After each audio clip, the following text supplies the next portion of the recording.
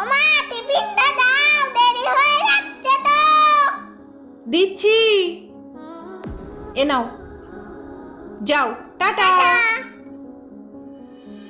ওমা জলটা তো দেওয়া হয়নি, জলটা আমাকে দাও। দিচ্ছি বাবা। টাটা। টাটা, ভালোভাবে পরীক্ষা দেবে, হ্যাঁ সোনা? কিন্তু মা তো সব কাজ বাঁ হাত দিয়ে করছে, মায়ের ডান হাতে কি হয়েছে দেখি তো। ওমা মা, কি হয়েছে, চলে এলি কেন? বল। মা তোমার হাতটা একই তো। এই তো। এটা না ওইটা। মা তোমার হাতটা কি করে কেটে গেল? ওই একটু কেটে গেছে বাবা, আনাজ কাটতে গিয়ে। দেখেছো বন্ধুরা, মায়ের হাতে ব্যথা থাকা সত্ত্বেও মা সারাদিন আমাদের জন্য সব কাজ করতে থাকে। লাভ ইউ মা।